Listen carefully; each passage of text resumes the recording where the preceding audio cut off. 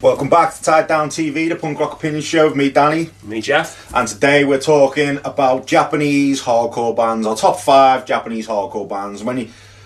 Japanese hardcore scene, now Japan champions one of the earliest hardcore scenes, harking back to the early 80s, around the same time as Black Flag and Circle Jerks and Adolescents were speeding up punk.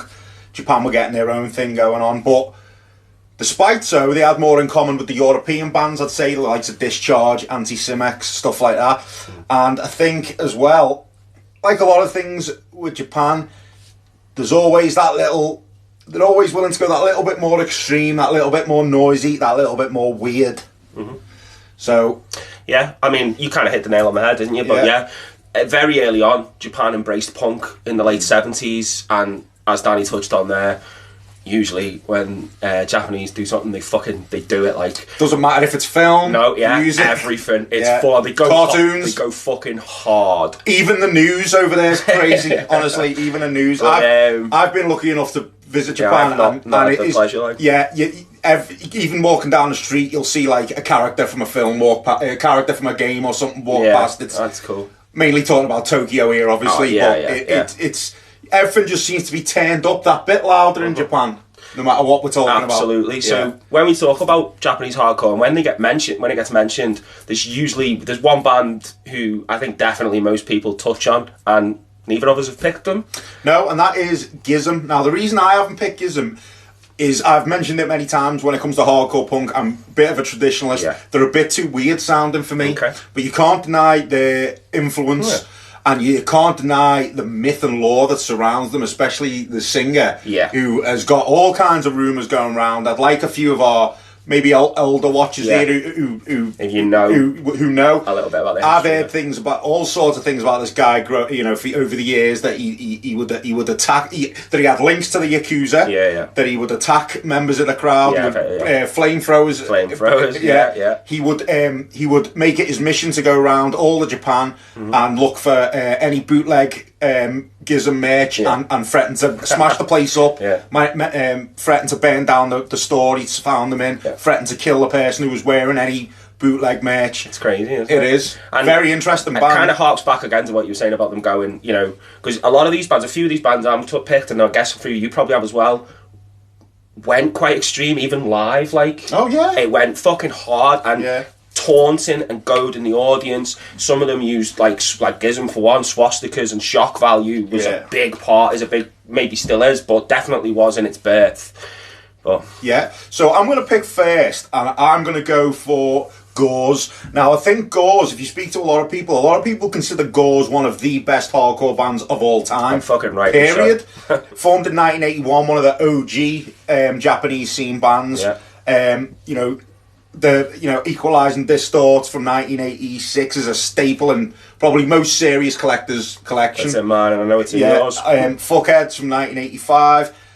One of the best, one of the earliest hardcore bands to come out of Japan, and I think no one would question that. No one would question that choice, I don't think. No, not at all. And they're a band that if you hadn't picked them, I definitely would have as well, because they're absolutely unbelievable. But yeah. Nice. Okay, so pick number 1 for me. I've gone for the Stalin, who formed in 1980, and it's Mishiro Endo, I think the vocalist's name is. He formed the band. He named him the Stalin because at the time Joseph Stalin was universally hated in Japan, and again, like I was saying, shock value goading people on. Now, sound-wise, there's a lot of melody. You know what I mean? It's not as extreme as a lot of Japanese punk and hardcore bands that we're picking here could get. Yeah. However, they are credited with bringing like the extreme kind of term to Japanese punk and hardcore with the stage antics. Used to like vomit on stage and throw at the crowd and all that kind of stuff. Again, much of what we touched on with other ones. But their second album, Stop Jap, is an absolute masterpiece and a must-have. Again, if you haven't got it, you need to get. It's dead easy to get hold of now. Go and get it. Any Liverpool people, I'm pretty sure Mikey's got it in Guac and Roll. I saw his post the other day, so go and pick that up. And they split the first time in '84. This band, I like this story when I heard it. When they got back together later on, I think it was about '89. They started touring Eastern Europe, which obviously at the time communism was just crumbling. And he took great pride, he said, in standing in front of a crowd while they were all just shouting, "Stalin, Stalin." So yeah, but that's my pick. First pick. My next pick is the very weirdly named Lip Cream. Now, Lip Cream from Tokyo, Japan, play a thrash core kind of style that they remind me of when I listen to them. They remind me of Brazilian band Ratos de Paro. Especially the Brazil album kind of has that kind of sound going on.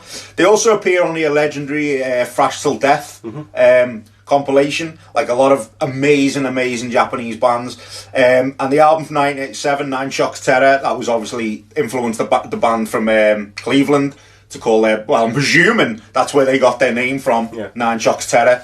But Lip Cream, they're probably, in terms of sound, they're probably my favourite band that I've picked. Okay. Because they're just, like I say, it's really just fast thrash core. Nothing weird, just really fucking amazing hardcore punk from the early days. Yeah, amazing. Yeah. Nice. So pick number 2 for me. This is 100% my favourite of the 5 I've picked, and straight away I think I messaged you when we said we were doing this and went Bagsy these. Yeah, because it was going to be a fight over this. So it's Disclose, and you must have expected these to come up. Legendary. Let's be honest, they're probably the best Japanese band in both our opinions. Yeah, definitely. Anyway. Legendary D-beat raw punk band fronted by the Kawakami, who passed away. They formed in Kochi City in about, I think, around 91ish. It's kind of vague. As with a lot of these bands, it's not always easy to find concrete information on stuff. But I think it's 91. They released a lot of material. Obviously, their sound, if you know them, again, is they took that Discharge Worship, turned it up to 11, pushed everything up, fucking the distortion up. It's amazing. All their imagery, artwork, kind of, all the font they use, all the Discharge logos, and they had a few eras. They had one like the Dis Bones era, where they were kind of trying to take an influence from Broken Bones as well, obviously linked to Discharge. Just a fucking amazing band. Tons of releases, like tons of splits, demos, but they've got like three or four that are quite easy to get right now on 12-inch, which I highly recommend. Anyone, if you're interested in D-beat, you want to know what D-beat can sound like and how good D-beat can be, I'd suggest Disclose. What's that song they got? I fucking love it. Conquest! Off, yeah. Well, good tune. Speaking of Discharge Worship in Japan, formed in 1981 in Yamaguchi, my next pick is Kuro. Now, Kuro are one of them bands that when you'd see Krusties at shows, you'd always see the patches on their back all the time. You'd always see Kuro patches on Krusties. And for good reason. They play a straight up Discharge worship style. They've got a compilation discography out at the minute. It's got everything they've got on there, which has got obviously the legendary 7-inch from '84, Who the Helpless, and it's a complete discography and it's everything they've got. And if you like that Discharge worship style, get on them, because Kuro, Discharge, there you go. Yeah, they're another great Japanese band, to be fair. So next pick for me, I've gone for S.O.B, who stands for Sabotage, Organised, Barbarian, and various other acronyms, much like MDC. I think they toyed around a lot with it. So they were from Osaka. They formed in about 1983. Highly influential hardcore band, thrashcore, fastcore, and they were very influential on grindcore and death metal as well. Their original vocalist, I'm trying not to murder his name. It's Yoshitomo Suzuki. He passed away in 95, committed suicide, but the band carried on, and as far as I'm aware, I think they're still active in some form now. They released quite famously a split 7-inch with Napalm Death on Earache in '89, I think. Was it on Earache? Or was that on... maybe that was on... Or was it on Rise Above? But they released something on Rise Above, I know that as well, anyway. And their debut album, Don't Be Swindle, is fucking great as well, worth checking out. They, I think they're considered a little bit commercial in Japan now. I read something somewhere, because they play quite big venues, they're quite popular, but at early doors anyway, I haven't heard a lot more of the sort of like stuff they did towards the 2000s, but the early stuff's fucking outstanding, and yeah, if you're into that fast hardcore, you should go and check them out. S.O.B. My next pick is probably the most recent. No, actually, I was going to say out of both of ours, but no, you picked one more recent. Okay, it's the most recent out of my picks. This is a band I came by accident, actually. I picked a crust band from the 90s called Iconoclast. Now, I bought their 7-inch EP. Who does the freedom and equality exist for? From Noise and Noise in Abergele. Shout out to Noise and Noise in Abergele. Now, if you're in and around Wales and the Abergele area, and you're into the stuff we're talking about, I'd recommend going to Noise and Noise, because whenever I've gone to Noise and Noise, they've had loads of Japanese hardcore in there, loads. And this was one I picked up, and it is just straight up crust, but it's done well. It's really, really good. Everything you'd expect, to the black and white artwork, to the fuzzy sound, to the growling vocals. Really, really good. Didn't release much these. I think they did a demo, a 7-inch, and maybe a split. That's about it. But yeah, Iconoclast, very, very good. Nice, yeah. Excellent. So pick number 4 for me. I've gone for Dclone, who, again, if you haven't guessed by the name, are a bit noisy for me, you know. DB. Yeah, I know you're not a big fan. Bit noisy, like, for me. And you love Disclose, who are noisy. These are a bit too noisy for me. Dclone goes a bit more extreme, especially on the album. And they class themselves as, you know, D-beat, noise punk, noise not music, that kind of thing. I think they formed in 2007, and as far as I'm aware, I think about 2013 they kind of just stopped being active, and they've not really done or released anything since. They got a few, again, if you're into that like kind of Disclose and that Japanese D-beat sound, that they are well worth checking out. You can get hold of any of their stuff. They've got a couple of EPs. The what's it called? Drop a Noise Bomb, I think it is, and D-Beat Noise is another one. The album Creation and Destroy is fucking outstanding. Like, I listen to that quite a lot.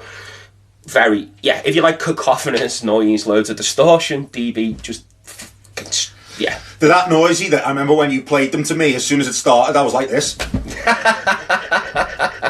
that. Yeah. They are very noisy. I think the first time I heard them, I kind of just thought, it's like fucking hell, it's like Disclose turned up the distortion kind of thing, like, but, like I say, they're willing to go louder than anyone. Yeah, right. Always push it further. But yeah, that's pick number 4, Dclone. My last pick, I've gone for another OG hardcore band from Japan. I've gone for the band Systematic Death from Yokohama. Another kind of thrash core style. The 1987 album boasts like a really fast style with a lot of gang vocals, and I love a gang vocal. Yes, you do. And they overdo the gang vocals brilliantly, and I'm all about that life. Yeah. And they're another band that appear on a legendary Thrash Till Death EP, compilation, which is a legendary compilation with 4 very, very good bands on. And I suggest if you can get, I know there's a bootleg floating around that I've got. If you can get hold of that, get hold of it, because Gauze are on it as well. There's a load of really good bands on there. But yeah, Systematic Death, again, probably another easy choice for me, because they play more of a traditional style, very thrashy, a lot of gang vocals, really good, and I know a lot of people are into them. Yeah, they're a great band. So last pick for me, I've gone for Framtid.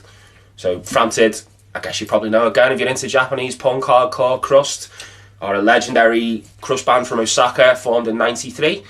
They...